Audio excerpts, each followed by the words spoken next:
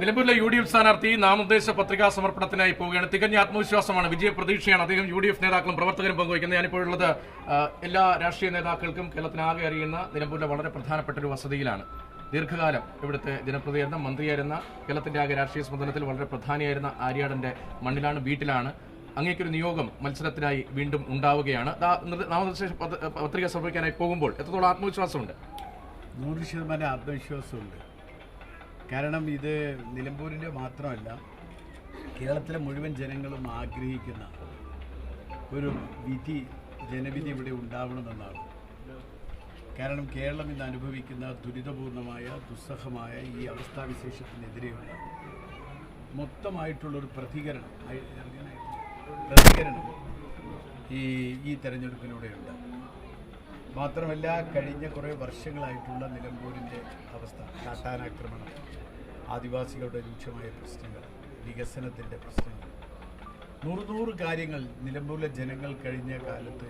നിലമ്പൂരിൻ്റെ വികസനമാണ്, നിലമ്പൂരിലെ പ്രശ്നങ്ങളാണ്, അതാണ് പ്രധാനം ഈ തെരഞ്ഞെടുപ്പിൽ താങ്കൾ ഉന്നയിക്കാൻ ഉദ്ദേശിക്കുന്നത്. രാഷ്ട്രീയമായ പലവിധ ചർച്ചകൾ നടക്കുന്നുണ്ട്. അതുകൊണ്ടാണ് അങ്ങനെ ഒരു ചോദ്യം. രാഷ്ട്രീയ വിവാദങ്ങൾ ഇപ്പോൾ PV അൻവർ ആ വിഷയത്തിൽ ഉൾപ്പെടെ താങ്കൾ കാര്യമായി പ്രതികരണങ്ങളൊന്നും നടത്തിയിട്ടുള്ള സ്ഥാനാർത്ഥി എന്ന നിലയിൽ എങ്കിലും രാഷ്ട്രീയ വിവാദങ്ങൾ ഈ തെരഞ്ഞെടുപ്പിനെ സ്വാധീനിക്കുമോ, അതോ ഇവിടുത്തെ മണ്ഡലത്തിലെ വികസന വിഷയങ്ങൾ തന്നെ ആയിരിക്കും? രാഷ്ട്രീയ വിഷയങ്ങളാണ് ഏറ്റവും കൂടുതൽ ഈ തെരഞ്ഞെടുപ്പിനെ സ്വാധീനിക്കുക. കൂട്ടത്തിൽ ഇവിടുത്തെ പ്രാദേശികമായ പ്രശ്നങ്ങളുണ്ട്.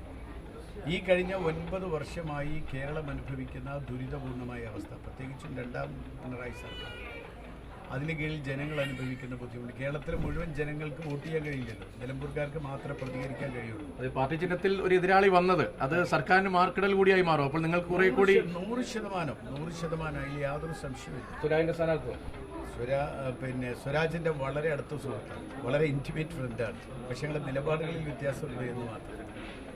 ഒരു സംശയമില്ല. എന്തിനാ സ്വന്തം ഒരു ഇടതുപക്ഷത്തിന്റെ സ്വന്തം നേതാവ് കൂടിയായ സ്ഥാനാർത്ഥിയെ പ്രഖ്യാപിക്കാൻ എന്തിനാ ഇത്ര സമയം അവർക്ക് വേണ്ടി വന്ന്? പലരെയും സമീപിച്ചു, അതിനുശേഷമൊക്കെയാണ് ഇത് പ്രഖ്യാപിച്ചത്. അപ്പം അത് മനസ്സിലാക്കുന്നത് കൃത്യമായി അവർക്ക് ഈ തെരഞ്ഞെടുപ്പിൽ ആത്മവിശ്വാസമില്ല എന്നതാണ്. എങ്കിലും ഒരു നാട്ടുകാരൻ വരുന്നത് അങ്ങേക്കൊരു ബുദ്ധിമുട്ടുണ്ടാക്കുമോ?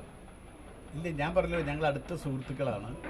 പക്ഷേ ആര് മത്സരിച്ചാലും ആര് വന്നാലും ഇവിടെ ഒരു വലിയ ഭൂരിപക്ഷത്തിന് ഈ സീറ്റ് തിരിച്ചു പിടിക്കുക എന്നതാണ് UDFന്റെ പ്രവർത്തകരുടെ ഏറ്റവും വലിയ അഭിലാഷം. ഇന്നു മുതൽ ഈ പ്രചാരണം മറ്റൊരു പേസിലേക്ക് കിടക്കാനുണ്ട്. നാമനിർദ്ദേശ പത്രിക സമർപ്പിക്കും. ഇനി ഫുൾ ടൈം ഫീൽഡിലാണ്. ഇപ്പോൾ വാഹന റാലി പോലും ഇപ്പോൾ സംഘടിപ്പിച്ചിട്ടുണ്ട്. ചെറിയ തോതിലാണ് എങ്കിലും പ്രവർത്തകരുടെ ആവേശത്തിന്റെ ഭാഗമായി റോഡ് ഷോ സംഘടിപ്പിച്ചിട്ടുണ്ട്. ഈ റോഡ് ഷോയിൽ നമുക്ക് പ്രതീക്ഷിക്കുമാവോ PV അൻവറും ആ വാഹനത്തിന് മുകളിലുണ്ടാവും താങ്കൾക്ക് വേണ്ടി വോട്ട് തേടാനാണ്? അല്ല, അങ്ങനെയല്ലല്ലോ. അതൊക്കെ അദ്ദേഹം തീരുമാനിക്കേണ്ട കാര്യങ്ങളാണ്. അതിൽ ഞാൻ തീരുമാനിക്കേണ്ട കാര്യങ്ങളല്ലല്ലോ. PV അൻവറുമായുള്ള വിഷയങ്ങളൊക്കെ ഞാനല്ല സംസാരിക്കുന്നത്. അത് UDFുമായി ബന്ധപ്പെട്ട കാര്യങ്ങളാണ്. അത് UDFന്റെ നേതൃത്വമാണ് സംസാരിക്കുന്നത്. ചർച്ചയുടെ വിശദാംശമല്ല ഞാൻ അങ്ങോട്ട് ചോദിക്കുന്നത്. ചർച്ചയുടെ വിശദാംശം ചോദിക്കുന്നേയില്ല. അല്ല, അത് അങ്ങയുടെ പ്രതികരണം ആ വിഷയത്തിൽ ഞാൻ ചോദിക്കുന്നില്ല. പക്ഷേ അങ്ങ് പ്രതീക്ഷിക്കുന്നുണ്ടോ അദ്ദേഹം കൂടി ഉണ്ടായാൽ നന്നായി? എന്റെ പ്രതീക്ഷയാണെങ്കിലും എന്റെ പ്രതീക്ഷ ഇല്ലായ്മയാണെങ്കിലും ഇതൊക്കെ സംഭവിക്കുന്നത് PV അൻവറിന്റെ നിലപാടുകളാണ്. PV അൻവറും UDF നേതൃത്വവുമായി ചർച്ച ചെയ്ത് എന്താണോ തീരുമാനിക്കുന്നത് ആ UDF നേതൃത്വം തീരുമാനിക്കുന്നതാണ് എൻ്റെ തീരുമാനം, എന്നെ സംബന്ധിച്ചിടത്തോളം.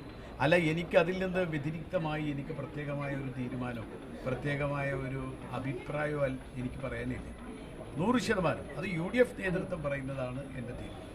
നന്ദി. എന്തായാലും വിജയാശംസകൾ. എല്ലാ സ്ഥാനാർത്ഥികളും ഞങ്ങൾ വിജയാശംസ നേരുന്നു. കാരണം ജനങ്ങളാണല്ലോ തീരുമാനിക്കേണ്ടത്. അങ്ങേക്കും വിജയാശംസ നേരുകയാണ്.